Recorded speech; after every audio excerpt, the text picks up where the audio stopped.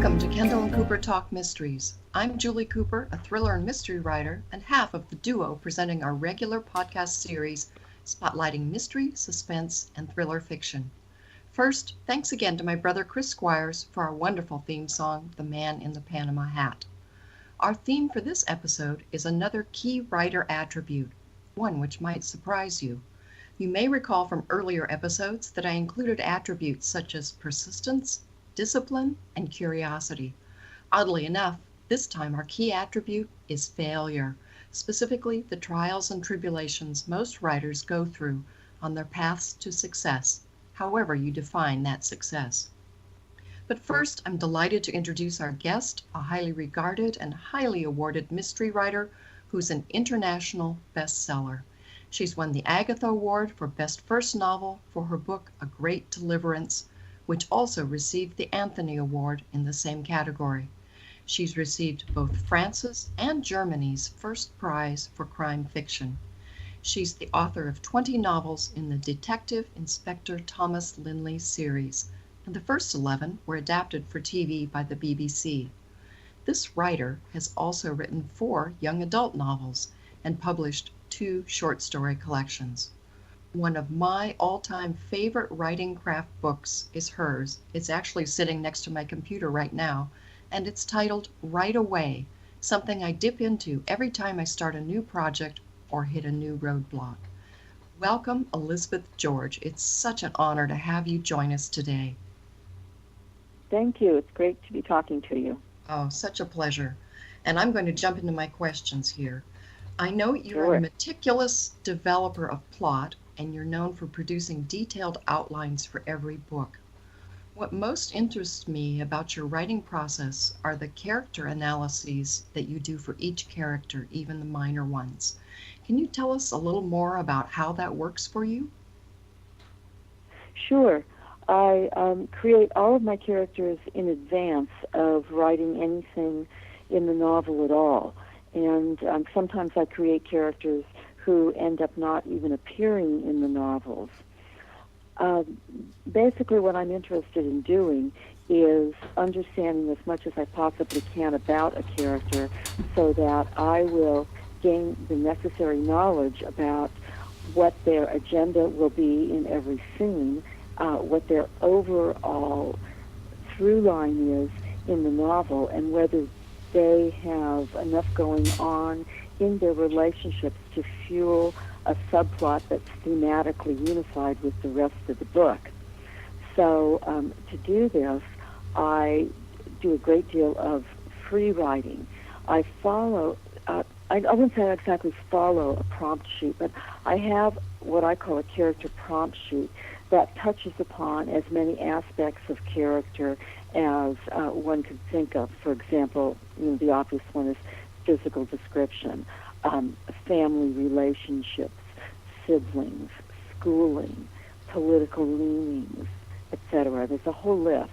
And what I do is write in a stream of consciousness fashion about the character in the present tense, staying as closely attuned with my body as I possibly can, because my body will indicate when I'm on the right track with regard to a character. I'll feel my body say yes, yes. I'll feel that jump of excitement, and that will tell me that this is exactly what I need to be doing with regard to this character. So following that procedure, I create an analysis of all of the characters who are on my generic list of characters that I begin with when I try to people the world of the novel that I'm going to be writing. Oh, that's fascinating. It sounds like by the time you get done with the analysis, you even know who they voted for and why, and how they brush their teeth, and all of that sort of trickles into your books. It sounds like the process is kind of both a left brain and a right brain kinetic process for you. Yeah, it is, and I developed my entire process because I'm so strongly left-brained, and I had to come up with a way to sort of what I call appease the left side of my brain by showing it that there is truly an organized way to go at writing any kind of novel, not only a crime novel. And by by coming up with a process, I was able to sort of trick the left side of my brain to kind of release, so that the right side of my brain, the creative side, could take over. That was my main concern, is how to become more creative as a strongly left-brained person. Oh, fascinating. Now, you've been quoted as saying that you have a love-hate relationship with writing life. And you noted in Right Away, your book on writing craft, that you go through this daunting process for every book, the outline, the character analysis, because you want the rough draft, I'm quoting here, I think, from the book, to be more about the art of writing and less about the craft. Does this make the writing of that first draft a little bit less like torture? Oh yeah, definitely. Because when I've gone through this whole process, and there are elements of the process that I every time I get to them, I loathe having to do them, but I do it anyway, because I know that at the end of the day, the product that I put out as a result of going through all of this is going to be vastly superior to what I might have put out had I not gone through this process. So for me, the most important part is the fun part. And the fun part is the actual writing of the rough draft. When I'm at that particular point of the process, I don't want to be sitting in front of the computer thinking, oh my God, what's going to happen next? Mm-hmm. Or, oh my God, what would this person do in this situation? I want to know all of that stuff so that I can then, in the rough draft, deal with the poetry, the language of putting the story together. That's the part that I really love the most. But I wouldn't be able to concentrate on language and the structure of individual sentences if I also had to sit there and think about, oh dear, what will happen next? Do I need to have somebody get shot? Do I need to bring a man into the room with a gun? I mean, things like that. I already know all of that, so that allows me to create a rough draft that is probably more polished than it would be otherwise. Terrific. Well, there's some tips in there for a lot of us that write and certainly struggle with things like plot. So the decision to contrast the very upper crust aristocratic Thomas Linley against his Sergeant Barbara Havers, who comes from a, let's just say, disadvantaged and emotionally barren background, was a brilliant way to establish conflict in your series and to reveal the class structure that's still alive and well in British society. Was this subtle social commentary an intentional strategy on your part for these books? Yeah, it was. I had a couple of things in mind. First of all, it was important to me as a person writing about Great Britain to reflect the reality of Great Britain. And one of the realities is that they do have a social structure. It's not as obvious as it once was when you had upstairs, downstairs, but it still is very, very much a part of Great Britain today. It's still a fact that, as George Bernard Shaw said, that all an Englishman has to do is open his mouth to speak to make another Englishman hate him. And that has everything to do with the accent, of course, because they recognize immediately from the accent your level of education, where you're from, if you went to public school, all of these different things, they understand when you say something. So I wanted to have that as one of the things that I am reflecting on when I write the novels. But additionally, I wanted to add to the conflict, of course, between these two characters, but I wanted them also to weather that conflict.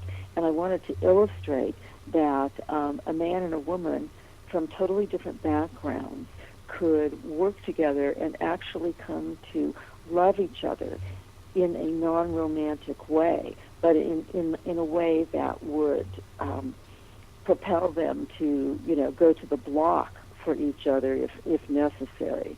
So I wanted to illustrate a growing love between these two characters of wildly different backgrounds. Well, you very much did that, and I think it's one of the aspects that makes your novels so powerful. And speaking of our theme of failure as an oddly helpful attribute for writers, I understand from reading right away that you have a first detective novel hidden away in a drawer somewhere, a book that will never see the light of day. And I know a lot of It's writers not. do this. Go ahead. It's not even. Yeah, I'm sorry. It's not even hidden away in a drawer. What happened is that when I wrote that first book, and I very presciently called it Something to Hide. Um, when I wrote that book, of course, it actually was read in New York by a publisher, which is pretty remarkable, all things considered. It was soundly rejected for very good reasons. Ultimately, when my first published book was accepted at Bantam, my editor at the time, Kate Niziak, asked if she could read Something to Hide, just so that she could see, where I started from as a writer. So I sent it to her, and I think that she probably read it, but she then lost it. So it is somewhere. I have no idea no idea where. I don't even have a copy of it any longer, nor do I have those ancient floppy disks with which it was written. Oh, So it's long gone by the wayside, which is just as well, because nothing would be more horrifying than to ultimately find myself in the sad position that Harper Lee was in, having somebody decide to publish her first novel when that was the last thing on earth that I would have ever wanted. very true. So definitely that progression from the very first book to the next book was all part of your development, a normal development for a writer. So, Yeah, and the book that got published finally was my third attempt at a British crime novel, because my second one was better, but it wasn't there yet, and it too was rejected. And then when I wrote my third one, I really had a feeling that I had it, that this was the one that was going to be published. I just had that feeling. I had a really, I had a good story. I had a twist that I felt would really stump the reader, that was going to use the reader's preconceived notions about crime stories against the reader. And so as I was writing it, I thought, yeah, this is gonna do the job. And that was the book that got published, A Great Deliverance. oh, wonderful. Now, I know you've now written 20, I believe it's 20 Thomas Lindley books. Do you Right. ever get the urge to cheat on Thomas and write about a different character in a new series? No, I haven't so far, because I am extremely fond of these characters. Years ago, I heard P.D. James speak, and she was sort of chuckling at the fact that Dorothy L. Sayers appeared to really love Peter Wimsey, and her belief was that the purpose of the detective in a detective novel or a crime novel is to solve the crime.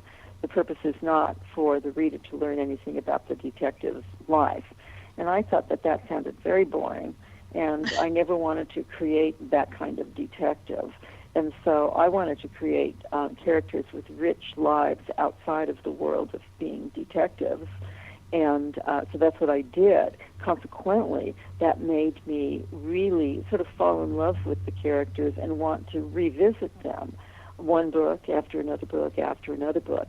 So I've never become tired of these characters. I've never experienced that feeling of, oh God, I've got to trot out a book with, so-and-so in it, because if I don't, I will be in trouble with my reader or anything like that. I've never had any feelings like that. Every time one of my continuing characters appears on the page, no matter who that character is, I'm really happy to see them again. Great. Well, I think that aspect of your writing certainly helps your readers fall in love with those characters as well. Now, I heard you speak at a book signing a few months back, and I know you travel to London almost every year for research. What's the game plan for a research trip overseas? Do you start with general topics and places you're interested in, or since you're a devoted outliner, do you let the outline take you exactly where you need to go? No, the outline comes far along in the process. Excuse me.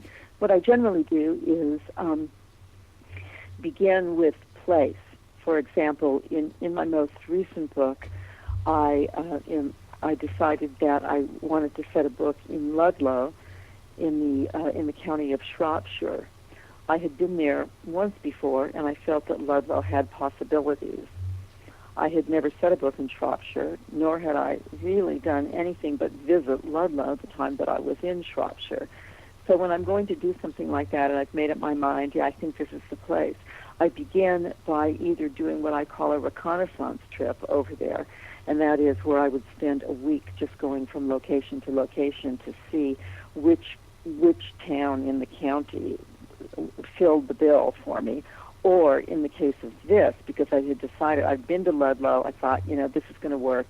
So what I did is acquire a number of books about Ludlow and about Shropshire, read those books, and from those books isolated particular places that I wanted to go see, not only in the town of Ludlow, but in this entire county, because I felt that those places suggested story to me. And then, having isolated those places, I make the trip to the county and go to every single location and take notes, speak into a handheld tape recorder, take photographs, conduct interviews, collect more books, collect brochures, etc., until I have a fairly good working knowledge of the county and of all of the aspects of the county that I can gather information on. So it's a very strategic approach. Okay. So that's how I start out. Oh. And often what I'm hopeful of when I'm there is that I'm going to see something that is going to actually trigger a story for me. Sometimes when I go, I know that there's an aspect of Great Britain, life in Great Britain, that I want to explore. For example, in my book, Deception on His Mind, I knew that I wanted to explore the Anglo-Pakistani community in Great Britain and an Anglo-Pakistani girl who is destined for an arranged marriage, so that whole idea of arranged marriages. So when I went to the location, I knew that what I was going to be writing about set in that particular location. So I went there to get other ideas from the location itself. So sometimes I know what the topic is going to be, but more often than not, I don't know. Oh, I think that moment of discovery must be a fascinating one. So thank you for sharing that. It is. It really is. It's sort of serendipity, and often, serendipity, it just comes from the most unusual moments. I was when I was doing my research for my book that I set in Lucca, Italy, Just One Evil Act. I knew from the serendipitous reading of the Seattle Times that there had been an outbreak of a particular deadly bacteria in the United States. And I thought, I wonder if I could use this bacteria somehow. And so I had my assistant make arrangements for me to speak to the scientists who had been interviewed for the article in the newspaper. She and I went back and forth and talked about the fact that, yeah, this could be used, but the only question was, how on earth was I going to have my killer get his hands on this bacteria? The serendipity of writing is that I was in Italy for another reason during the course of writing the book, and I don't know, I might have been halfway or three-quarters of the way through the book, still trying to figure out how on earth the killer was going to get this stuff, and I was going to Verona, or Padua, and I was seated next to an Englishman, and we got into a conversation, and I asked him what he did for a living, and what he did for a living was exactly what I needed for this bacteria. It was the most amazing thing. And I just stared at him, and I told him what I was trying to do with my book, and asked him if what he did could produce this bacteria, and he said, "Oh yeah, absolutely." So it's just amazing how these things work. That's kind of wonderful and terrifying at the same time, isn't it? Yeah. I mean, it just goes to prove to me that I do need to have conversations with people. I can't just hide away in a book. I'm an introvert, so I generally I'm okay in a one-on-one conversation. I'm not good in big crowds, but one-on-one I'm fine. And what I found over a lifetime of experience is people end up telling me things because I don't like talking about myself very much. I mean, this is sort of an exception doing an interview, but if I am in a social situation, I would much prefer hearing about other people than talking about myself. And having that as a character, a characteristic, I've learned so much about people, and I've also come across people who have been so helpful to my research just because I'm interested in them. Oh, that's great. And that sounds a little bit like me. I always love to hear the stories other people tell. But in interest of time, I'm going to skip ahead to one final question on my list. You've been interviewed so many times in so many media, but what is the one question you wish interviewers would ask but never do? Oh, I've only been asked once this question in an interview I did with a newspaper in Riverside, and the interviewer asked me about why writing was important to me, and that's a question I think would be certainly well asked and probably well received by people who listen to this podcast, and it has to do with the fact that writing for me, and I started when I was quite young, has been a lifelong way for me to cope with chronic depression. And I find that when I'm writing, the depression that I have felt since I was 14 years old lifts. It's a very important part of fighting depression to have a creative outlet, and for me that creative outlet is writing. And I didn't really understand this until I found myself in the hands of a psychiatrist, and who explained to me that the common place that my brain went to, he called it attractors. He said that the brain has attractors, and it's where your brain goes in sort of its resting state. And he said that, unfortunately for you, based on your background and your growing up and everything else, the common place for your brain to go is depression. And so to battle this, if you're ever between books, you're going to have to do something to stay creative. And so that's what I have to do between books, and that also explains why writing is such an important part of my whole, my whole mental health regimen.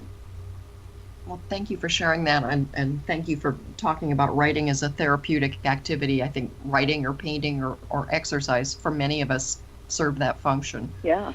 And Elizabeth... Yeah, that's actually... Go ahead. Oh, sorry. Go ahead. No, I was going to say that's actually one of the things he also said to me is that when you get up in the morning, the first thing that you are going to have to do is exercise. And I'm the sort of person that, some people just listen to their doctors and shine them on. I'm not that kind of person. The doctor tells me to do something, I do it. And so when he said that, I said, okay. And I've been doing it ever since. That's the first thing I do when I get up in the morning is get on the exercise cycle. It definitely helps so many of us. And now I believe you're going to give our listeners a brief reading. What are you sharing with us today? I am sharing a scene from The Punishment She Deserves, and this is a scene where Barbara Havers and Isabel Artery are at the West Mercia police station to talk to the chief constable. It starts there, and then it goes back to take us how they reached this point, and through a conversation that she has with both Lindley and Dorothea Harriman, who has in this book convinced Barbara Havers that she really can change her life through tap dancing. Great. So this is that brief section. I can't wait. The first thing Barbara Havers clocked when they were finally admitted onto the vast grounds of West Mercia Police Headquarters was the isolation of the place. They had to stop at a lone reception building first, both to show their police identification and to inform the officer behind the reception counter that they were expected by the chief constable, who should have made this arrangement at reception for them to be allowed in at once. This hadn't turned out to be the case, so Barbara reckoned that the higher-ups at West Mercia headquarters weren't exactly going to be strewing rose petals to herald their arrival. When they finally received permission to proceed, they climbed back into their car and passed through several gates as they coursed along a drive from which not a single building could be seen. What was in sight were CCTV cameras. They were everywhere. But the only things they seemed to be documenting were the acres of lawns across which no terrorist, domestic or otherwise, in his right mind would have attempted to sneak, for there wasn't a single tree behind which to hide, nor was there a bush, nor was there even a convenient sheep, nor was there anything until they finally reached the car park. The administrative offices were in a former great house that was sumptuously draped with Virginia creeper. The path to this imposing structure was softened by the presence of shrubbery, and in a few neatly kept flower beds, roses were beginning to bloom. In addition to the great house, institutional, purpose-built structures served as the rest of the headquarters, and from somewhere in the vast grounds around them, the sound of barking suggested police dogs were also trained in this place. Some kind of police activity was going on, Barbara saw, as they drew closer to the main entrance. An arrow-shaped sign reading, "Cadets, this way," indicated the route to a building whose shape hinted at its being a chapel that had once served the occupants of the great house. It had taken them 4.5 hours to make the drive up from London. There was no simple route. One had to choose among various motorways and primary roads with, if one was lucky, the occasional dual carriageway not afflicted by roadworks. By the time they finally reached Hinlip, the only thought in Barbara's mind was how she was going to manage a fag and where she was going to find a very large steak and kidney pie.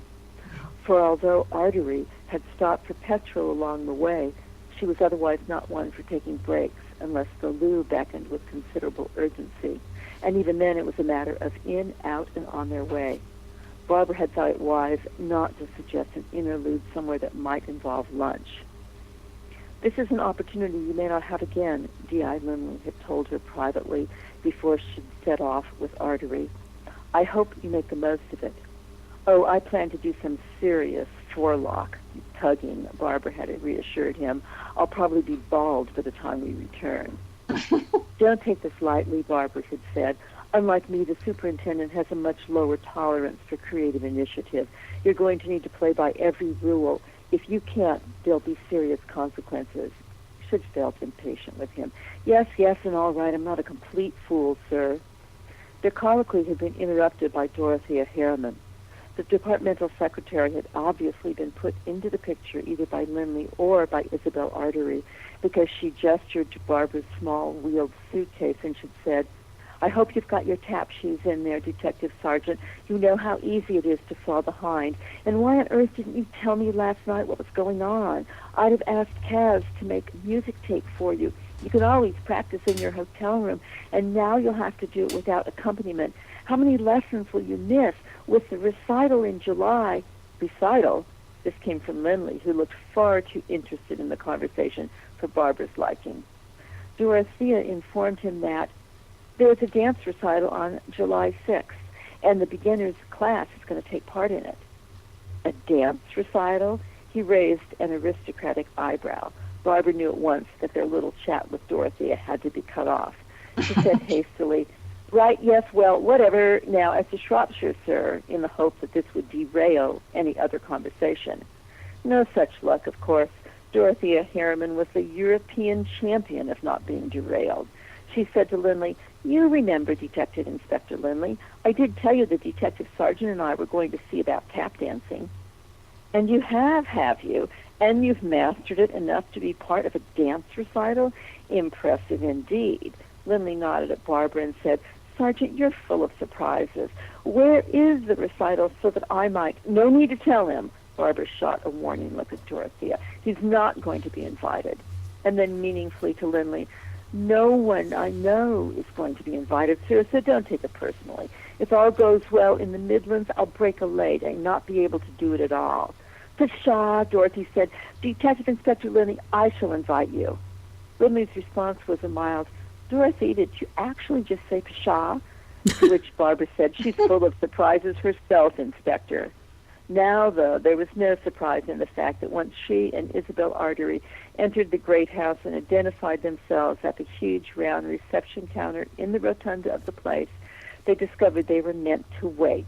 The chief constable was, at present, in a meeting. He would get to them when he could. Oh, wow. Thank you. Thank you so much for that. Wow, that really shows the skill of a really skillful writer, where you can learn so much about characters in such a brief excerpt. That's fantastic. Oh, thanks. Well, Elizabeth. Thank you. I had a lot of fun now. I had a lot of fun tell. with Lindley and Havers and tap dancing in this book. Well, Elizabeth, this is Wendy Kendall, and I'm a cozy mystery writer, and I've got some questions for you as well. You've been quoted as... Sure. Great. Well, you've been quoted as saying that you're interested in the dark side of man, interested in taboos, and murder is the greatest taboo. Characters are fascinating in their extremity, not in their happiness. Can you tell us a little more about bringing out the dark side in characters? Well, it has always been fascinating to me to see what human beings are actually capable of when they become wildly irrational or when they're pushed to an extreme, and the dark side of people is that side that allows them or encourages them to do things that they might not otherwise do.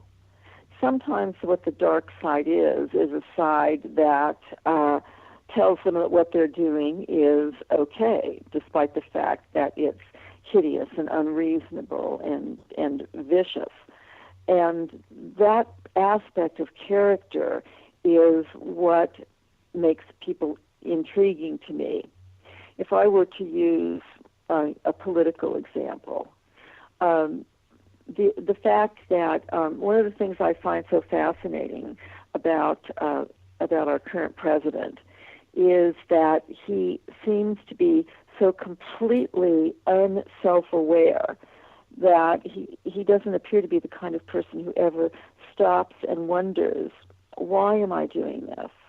Why do I hate the previous president so much?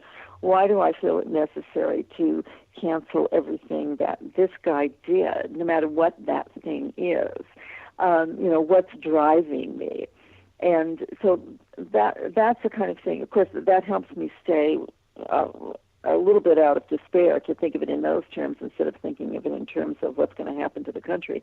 But it's that aspect of character. It's the motivation that leads people to the dark side, and it's the why behind the motivation that I find so interesting.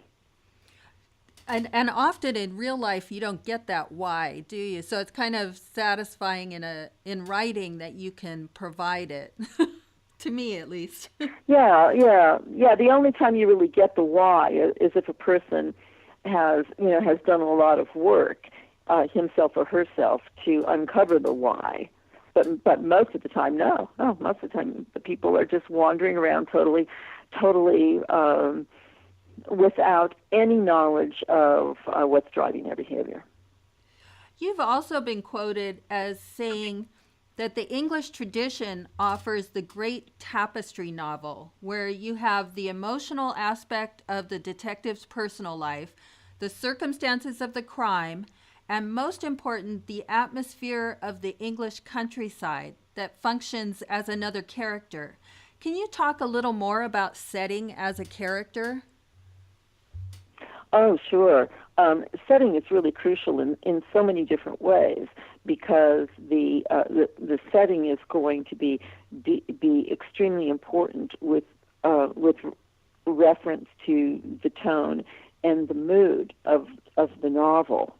The setting in a British crime novel really is something that emerges in a very pellucid and unforgettable way, so that the reader actually feels as if she or he is in that location with the character also experiencing it. So it is, for me as a writer, it bears equal importance with character and plot. And I work very, very hard to make that setting real for people.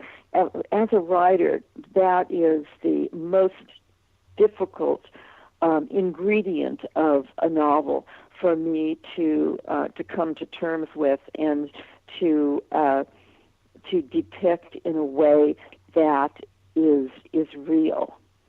It's really hard for me to do that. I never can tell if I've done it until somebody reads the book and says, "Oh my God, that I felt like I was there," which is wonderful. I'm so thrilled when people actually say that.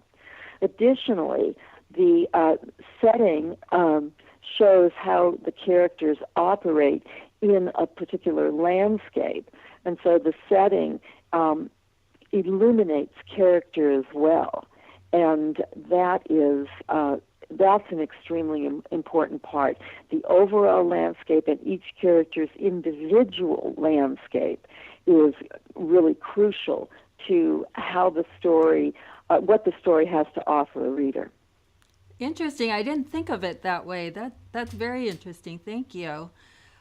You earned a teaching certificate from the University of California at Riverside. And I have to pause to give a shout out to the great University of California system. I'm the alum of a sister school, UC Davis. Oh, okay. Yes. And you also have a master's degree in counseling and psychology. And I've often thought that a degree in psychology, or at least some classes in it, would be very helpful for a writer. How do you draw on those skills in your writing? Oh, definitely when it comes to the creation of character. One of the things that I remember being most influenced by during the years that I was working on my master's degree had to do with those particular aspects of character that drive behavior. In particular, the core needs that everyone has, that everybody has something within them that's driving how they act in order to get that need met, and then the pathological maneuver, what it is that they do when they're under stress because their core need is not being met, or when they are simply under stress from external influences. The degree in psychology really, really helped me with that hugely. Wow, great. Well, 11 of your Linley novels have been adapted for television by the BBC as the Inspector Linley Mysteries. How involved were you in this adaptation, and what did you feel like seeing your stories and your characters lived on the screen? Well, the involvement part first. When they did my novels, my involvement was limited to what they call creative consultation, which is the only thing that they would give me, and the only thing really they give anyone. And creative consultation means that they will tell you what they're going to do before they do it anyway. So basically, you don't have much say. But then they wanted to, they reached a book called With No One as Witness, and at that point, I didn't want to sell them any more books. And the reason was that With No One as Witness was a huge book, and I said to them when they wanted it that I really felt that they should do this book for an entire season, because it was a huge story, serial killer, the death of one of the 5 major characters, and there's all kinds of stuff going on. And they said, "Oh, well, let us read it and we'll let you know." And they got back to me and said, no, we can do it in 75 minutes. Well, I said at that point, no, you really can't. And then they came back to me and said, well, what if we made our own Linley shows? If we had the rights to make our shows using your characters? And I said, well, you can do that I will let you do that as long as I have approval over the script. And so once we reached that point, then I was able to have more control. Having said that, what I thought that for what the shows were, which was just basically boiled down to the crime and its solution, that they were pretty good. If I had had my druthers, it would have been they would have taken each book and made each book its own little mini season, like four shows per novel, because that would have allowed the viewer to have a much bigger experience looking at all of the subplots. But since they reduced it down to the crime, the viewer never got to see any of the subplots. So then I was just mostly concerned with the shows being good enough that if somebody saw the program and then walked into a bookstore and saw the book, they might pick the book up and say, oh, I saw this on television, read it, and discover that there was a much bigger world out there in the world of the novels, and then start reading the novels. As far as the characters, the actors go, of course they didn't look like Linley and Havers, but I did feel that they captured the essence of Linley and Havers quite nicely. Yeah, that's a really good reminder that the TV shows and the movies and so forth, they all have a certain appeal and do their part of the storytelling very well. But then at the same time, you do want to get to the book as well, because books can have their own skills and art form that gives you even more. So, yeah, it's a good reminder. Well, in your newest book, The Punishment She Deserves, there's a warm reference to another Pacific Northwest author, and it's someone who we recently interviewed on our podcast series, actually, a very talented author also. So listeners, as you enjoy reading Elizabeth George's wonderful new mystery, The Punishment She Deserves, see if you can solve the added mystery of who the author is who's alluded to. But Elizabeth, it's just extra mystery. But Elizabeth, you're very involved in supporting the writing community, and particularly in the Pacific Northwest. What would you say bolsters writers' work the most? What fosters writers' work? Probably what fosters it the most is the ability to write, the fact, having the time and having the place to write. I would think that that's probably the most important things that any writer can have. So time and place, really. It's like Virginia Woolf said, every woman writer needs a room of her own. Excellent. Yeah, I definitely agree on that. As a former English teacher, what did you emphasize in your classroom?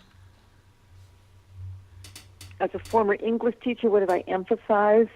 Probably I would say what I emphasized the most would probably have been writing skills and oral presentation as well. The ability to talk about the ability of students to write about what they read and to talk about what they read. Nice. Would you tell our listeners about your young adult Whidbey Island saga series? Sorry about that, it's a tongue twister. What inspired you to write young adult? And are there significant ideas to keep in mind when developing mysteries for a young adult audience? Well, these books are not actually mysteries.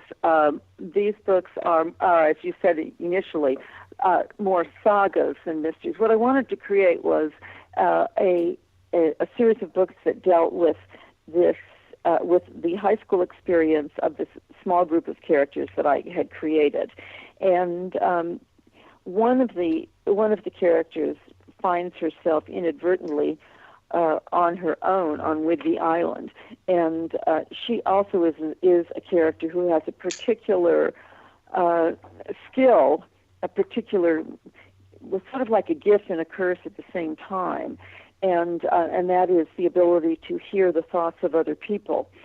It is in in learning to control that, and in ultimately discovering why she has ended up on Whidbey Island, that's really at the crux of the entire series.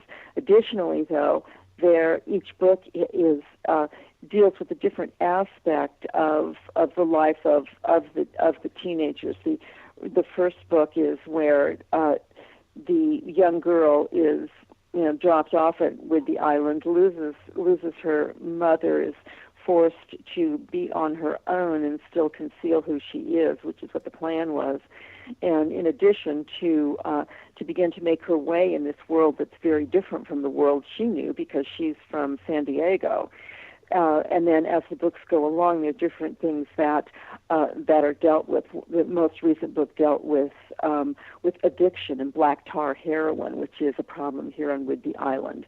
Another book dealt with dawning sexuality and the dawning realization of one character that she's a lesbian.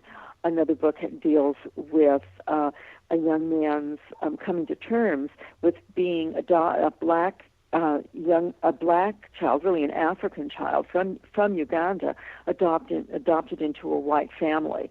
So the characters are all the same. The focus is slightly different in each book, and ultimately then there you get the entire story, including the realization of why this girl with this unusual gift was sort of sent to Whidbey Island. Really timely issues too. That's beautiful.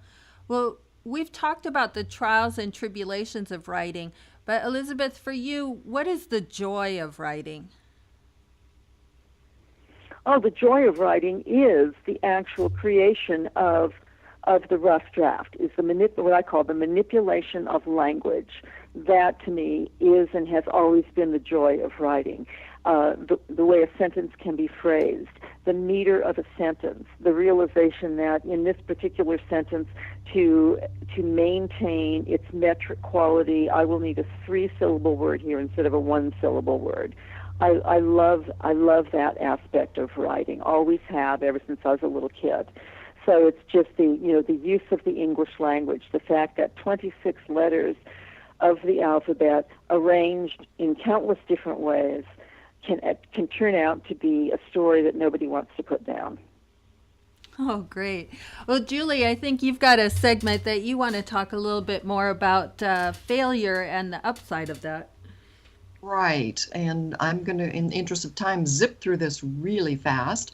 The name of the segment is When Down is Up, and let me explain about what I talked about as our theme, as failure as an oddly desirable attribute or life experience for a writer.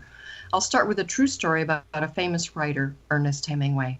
Now, I've read a lot about Hemingway, but I'd never heard this story until I saw it in David Morrell's book, The Successful Novelist. Here goes. Hemingway, who'd worked early in his career as a newspaper reporter, moved to Paris and showed some of his unpublished short stories to the famous and outspoken Gertrude Stein. She told him his work included a lot of, as she put it, not particularly good description, and said he should throw everything out and start over. Fate stepped in. Later, still working as a reporter covering a story in Switzerland, Hemingway showed more of his stories to another journalist who was wildly enthusiastic about his work. Hemingway wrote to his wife Hadley, wife number 1, she was the sweet one, and she was thrilled. She wanted the journalist to see more of his work, so she packed a suitcase full of all of Ernest's manuscripts, including an unfinished novel, 18 short stories, and his poems, including the Carbons. Arriving at the vast Paris train station, she purchased a ticket to Switzerland and placed her luggage in a train compartment. And then she briefly left the compartment. How's the suspense going so far? When she returned, she was horrified to find that her suitcase had been stolen. It was never recovered. Hemingway was distraught to find all his work was gone and dreaded the pain involved in a new start, as advised earlier by Gertrude Stein. In fact, he was so discouraged that he decided to quit, to abandon his dream of becoming a fiction writer. But the urge to write kept at him, and he finally gave in and returned to writing. This time, he took a much more disciplined approach based on his journalism training, and he learned a few of the basics before he tried to write a full-length novel. I've got to think that A Farewell to Arms, The Sun Also Rises, and The Old Man and the Sea would never have been born without this horrendous loss, this sense of failure and complete despair. Someone once said, failure is only the opportunity to begin again more intelligently. So next time you get that rejection notice, harsh criticism from an agent or from anyone, or feel discouraged, remember, it's not failure. It's an opportunity to clear the way and begin again. At least that's what I keep telling myself. One final comment about dealing with challenges.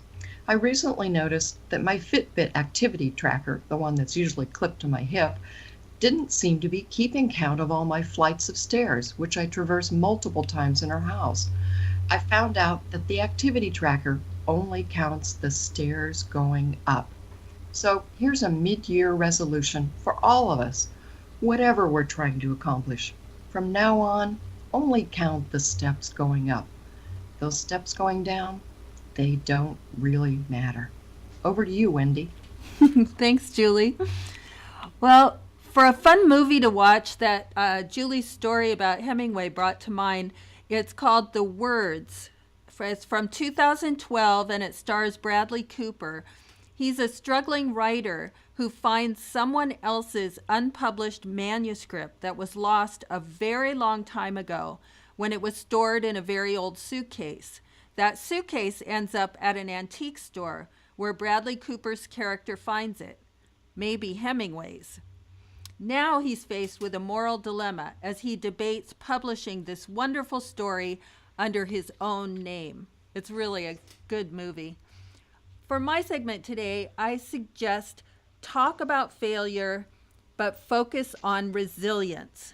Resilience is that incredible quality that allows some people to be knocked down by life and come back strong. Rather than letting failure overcome them and drain their resolve, they find a way to rise from the ashes.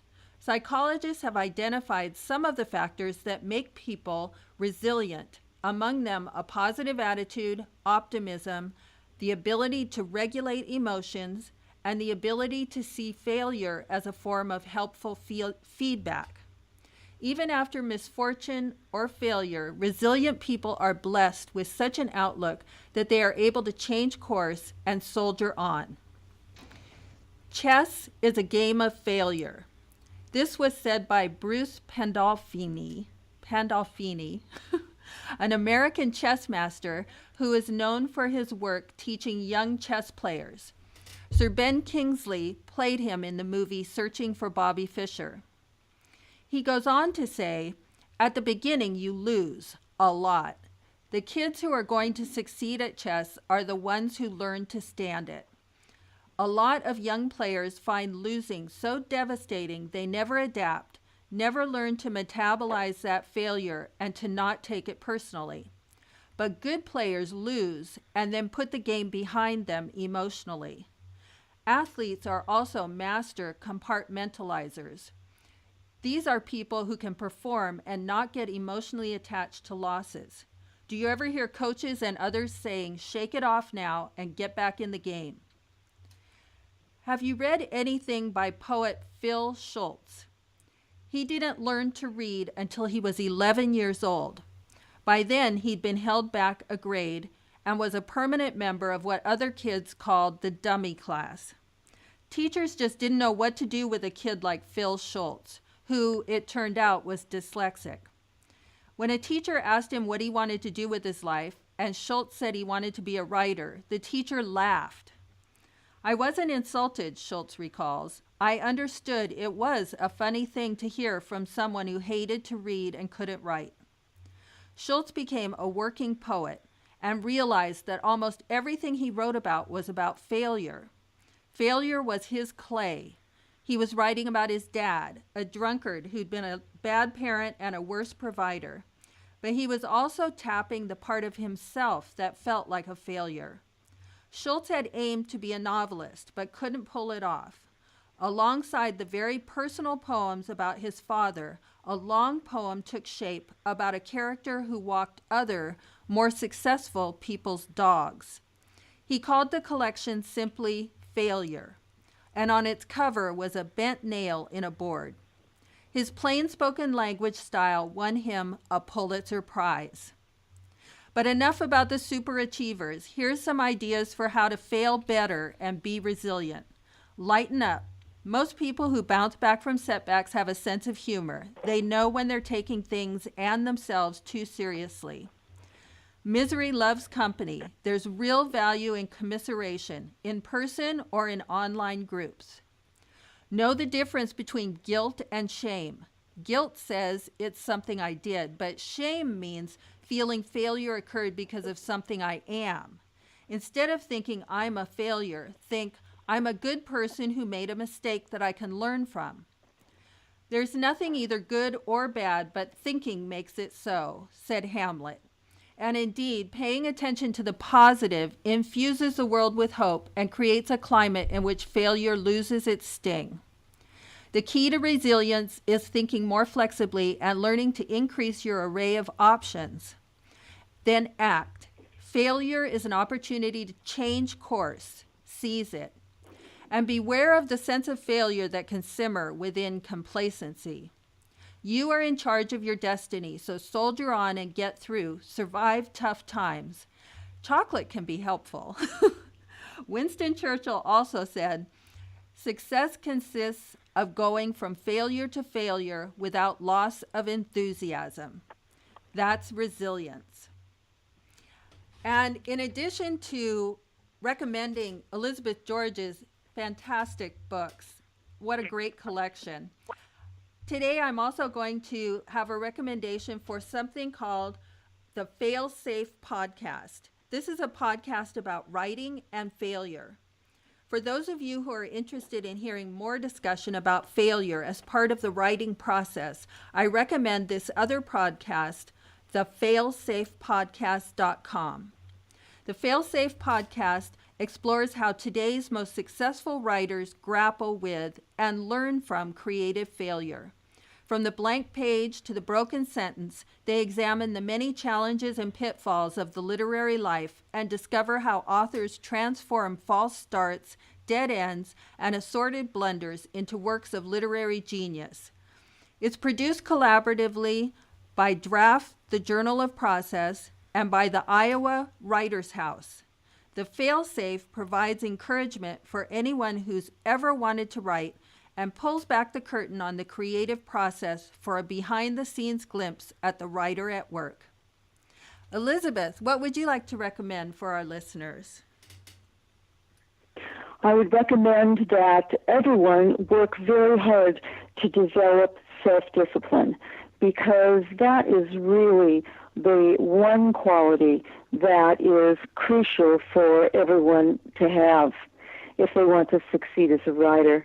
And then I would also say that there's this little line from years ago that I cut out of the Los Angeles Times, and I put it on my desk when I was beginning as a writer.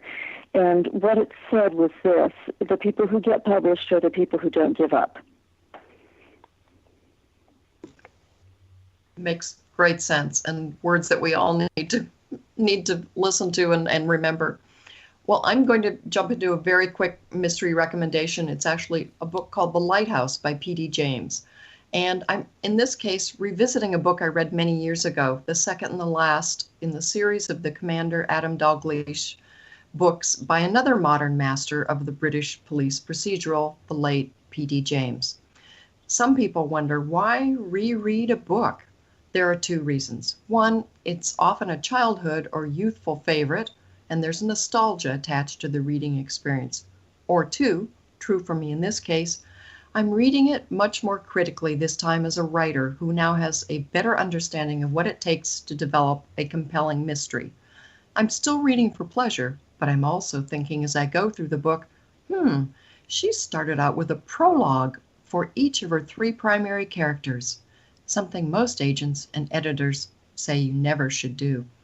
So along with over a decade more of maturity and life experience, I'm studying and admiring the art and craft of her writing, along with elements such as subtext, tone, and emotional restraint. concepts I certainly was not familiar with when I first started writing. Intelligent, elegant, and complex, one reviewer wrote of this book. Don't we all want to write or read something like that? Come to think of it, those words apply perfectly to our guest, Elizabeth George, and her work. In closing, our special thanks to a master storyteller, teacher of creative writing, award-winning writer, and New York Times and international bestseller Elizabeth George for spending her time today with us on such a busy day. We're so happy you could join us.